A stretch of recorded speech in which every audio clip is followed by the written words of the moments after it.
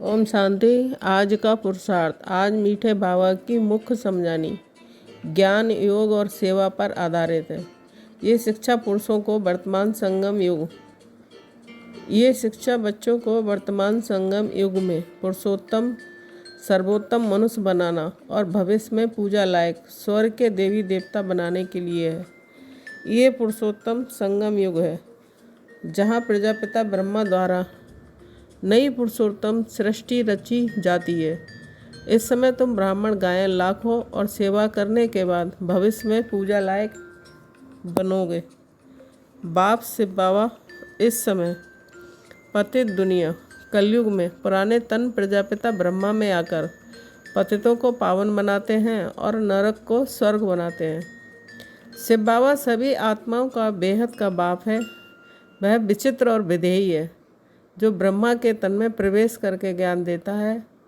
तुम बच्चे अभी मुख्य वंशावली ब्राह्मण हो जिन्हें बाप ने अडॉप्ट किया है। तुम ही जगत अम्बा सरस्वती और प्रजापिता ब्रह्मा के बच्चे हो जो फिर लक्ष्मी नारायण बनने वाले हो। लक्ष्मी जगत की महारानी है और वही जगत अम्बा बाद में 84 जन्मों के बाद बनती है। बाप आकर बेहद की हिस्ट्री ज्योग्राफी समझाते हैं जिससे बेहद का राज मिल जाता है। ब्रह्मा ज्ञानी ब्रह्मा में लीन होने की मेहनत करते हैं पर कोई लीन नहीं हो सकता। मेहनत का फल मिलता है पर मुक्ति जीवन मुक्ति नहीं मिल सकती।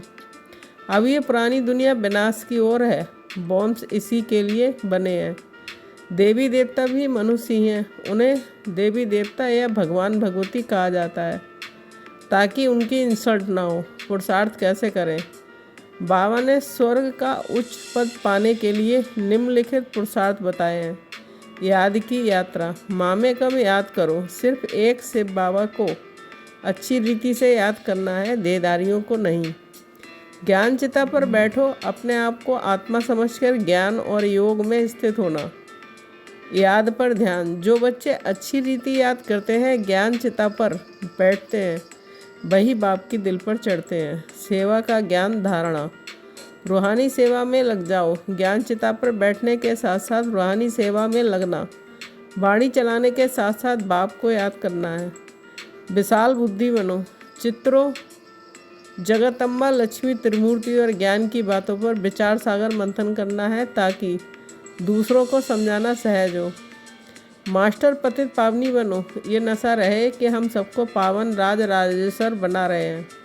दैवी गुण धारण। विश्व का मालिक बनने के लिए दैवी गुण धारण करने हैं।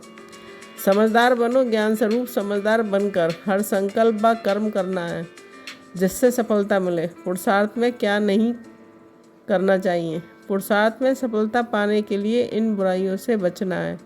देह अभिमान। देह अभिमान की बीमारी को जड़ से समाप्त करना है क्योंकि इसी के कारण अभी विकारों ने मनोरोगी महारोगी बनाया है।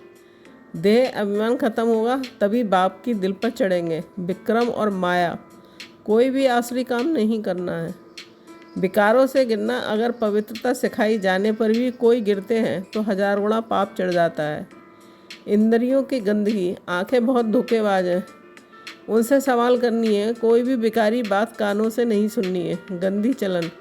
माया घूसा मारती है जो एकदम अकल गुम कर देती है। इससे चलन गंदी हो जाती है। इसलिए माया के तूफानों से कभी हार नहीं खानी है।